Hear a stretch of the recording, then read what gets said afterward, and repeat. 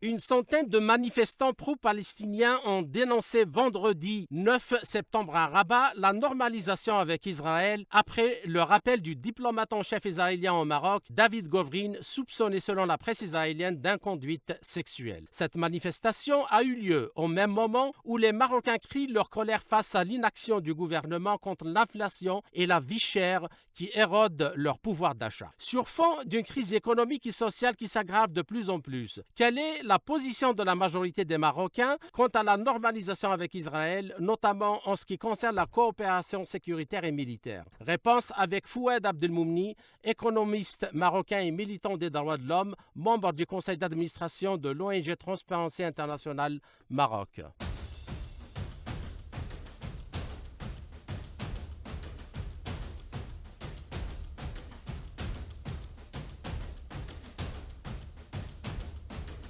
Vendredi passé, il y a eu une manifestation euh, qui visait à dénoncer d'abord les faits criminels imputés aux représentants de l'entité sioniste à Rabat en matière de harcèlement sexuel et autres crimes. Et cette manifestation a été organisée et soutenue par essentiellement des gens qui s'affichent clairement contre la normalisation des relations de l'État marocain et leur officialisation et leur approfondissement avec l'entité sioniste. Et c'est l'occasion était que une télévision officielle israélienne avait annoncé qu'une enquête avait été diligentée par Israël sur des agissements criminels imputés aux représentants d'Israël à Rabat, David Govrin. Ces agissements seraient essentiellement d'abord du harcèlement à l'égard de plusieurs femmes, et il semble qu'il y en ait qui relèvent de la représentation israélienne et aussi des femmes marocaines. Et un sujet de choc pour l'opinion publique marocaine était le fait que ces agissements auraient été connus depuis quasiment une année et que l'État marocain ne s'est pas saisi de cette affaire, n'a pas diligenté d'enquête, n'a pas saisi la justice, n'a pas informé l'opinion et qu'il reste jusqu'à aujourd'hui sans réaction à ces agissements qui se déroulent sur son territoire, qui concernent des citoyennes qui relèvent de sa juridiction et de son pays. Et quand bien même qu'on peut arguer que la personne concernée bénéficie de l'immunité diplomatique ne peut pas jouer dans les situations de crimes contre le droit commun de cette nature. Et donc, il est aberrant que l'État marocain n'ait pas réagi. Un fait corollaire a été aussi pour beaucoup dans la dénonciation de cette situation, c'est que M. David Govrin est aussi accusé d'avoir détourné des cadeaux, dont une montre très coûteuse qui aurait été offerte par le roi du Maroc à l'occasion de la fête de l'indépendance d'Israël, c'est-à-dire du jour de la Nakba, de la dépossession des Palestiniens de leur territoire. Et ceci est considéré comme un acte qui ne peut relever d'une obligation de normalisation par intérêt, par calcul, pour des enjeux géostratégiques. Là, on est carrément dans l'intégration avec l'entité sioniste d'une manière qui est très mal reçue par l'opinion publique. Quelle est la partie de l'opinion qui est, disons, contre. Il est clair que le sentiment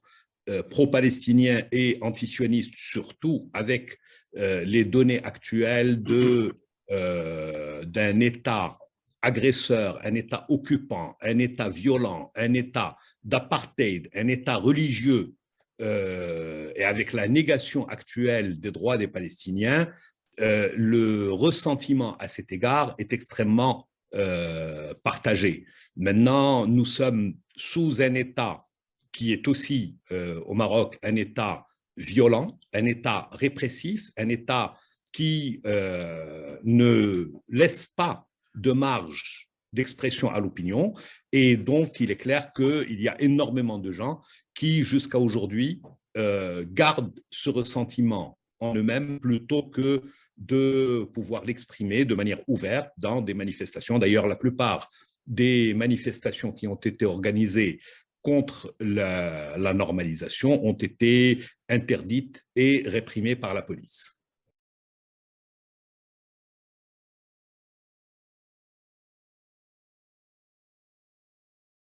La situation économique et sociale au Maroc s'est gravement détériorée pendant les dernières années. Et ceci est aujourd'hui indiqué par une inflation qui serait pour les couches populaires et moyennes à quasiment 8%, alors que la situation de l'emploi s'est gravement détériorée, nous n'avons pas encore, valeur aujourd'hui, retrouvé le niveau d'emploi de 2019 qui était déjà extrêmement faible. Et la répartition des richesses, les richesses sont faibles. Nous sommes un pays qui a un pouvoir d'achat de l'ordre de 7 800 $, 7 300 $ par tête, en parité de pouvoir d'achat. Et la répartition de ces revenus est extrêmement éclatée. Nous sommes, d'après le Haut Commissariat au plan, qui est l'instance officielle de statistiques et de prévision, nous sommes à un niveau de répartition des revenus qui est intenable socialement. Nous avons vu la détérioration de la répartition des richesses et des revenus.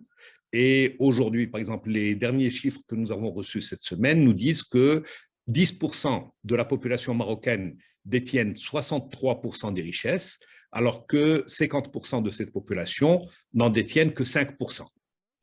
Et donc, devant la faiblesse des revenus et la faiblesse des emplois et la hausse des prix, la situation des classes populaires et moyennes devient de plus en plus tendue. Un indicateur intéressant est que cette année, il y a eu 70 000 enfants qui ont été déplacés depuis l'enseignement privé vers l'enseignement public. Jusqu'à aujourd'hui, on considérait que ceci est un indicateur des classes, disons, les moins défavorisées dans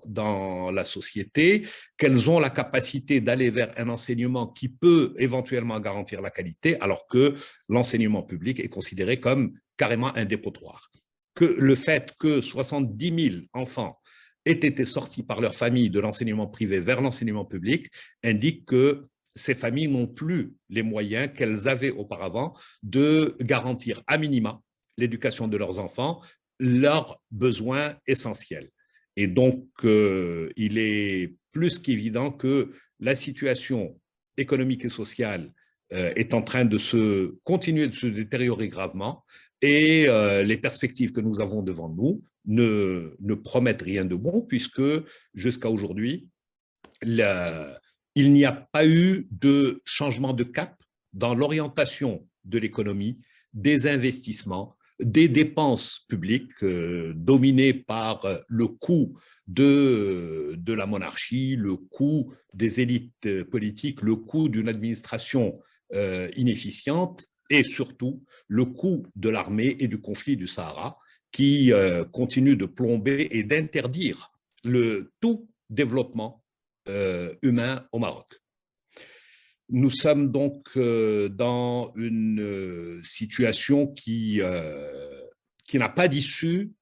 puisque jusqu'à aujourd'hui, le seul outil qui est utilisé par l'État pour réguler, pour garantir la stabilité, c'est la répression. Ce n'est pas l'inclusion, ce n'est pas le dialogue, ce n'est pas les initiatives de changement, c'est simplement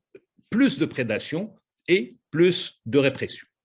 Et la répression, ben, on est aujourd'hui dans une situation où tout espace public est inféodé, dominé, quadrillé par le régime. Nous avons eu quelques espaces de liberté d'expression, nous avons eu quelques journalistes qui osaient être indépendants, être critiques dans leurs analyses, tout en étant des gens tout à fait responsables, tout à fait pondérés, qui n'appellent pas à la violence, qui n'appellent pas quelque violation de la loi que ce soit. Et nous avons eu malheureusement un déchaînement de violence contre et les organes de presse qui ont été laminés par l'économique, puisqu'ils ont été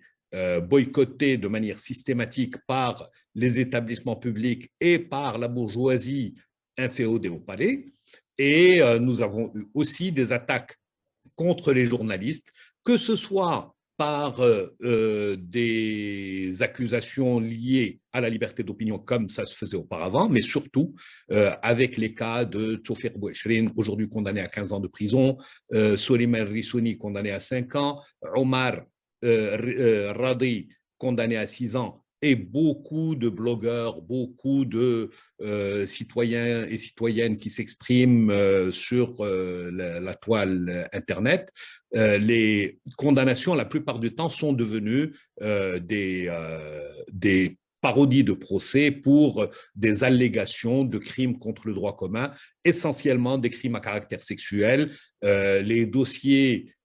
étaient de l'avis de tout le monde, y compris des instances de l'ONU en charge des droits humains, y compris de l'avis des grandes organisations internationales de droits humains telles que Amnesty, Human Rights Watch, la Fédération internationale des droits humains et autres, que ce sont des procès qui n'ont aucun fondement, qui n'ont pas garanti les minima du droit à un procès équitable, mais ces personnes continuent de croupir en prison et de subir des conditions de détention très déplorables. Je citerai la situation notamment de Soleiman Rissouni qui est en grève de contact avec le monde extérieur depuis pratiquement 3 mois aujourd'hui. Il ne reçoit plus les visites de sa famille, il ne reçoit plus les visites de ses avocats, il n'a pas de contact téléphonique avec le monde extérieur en protestation contre le fait d'avoir été privé de tous ses documents et notamment du roman qu'il était en train d'écrire et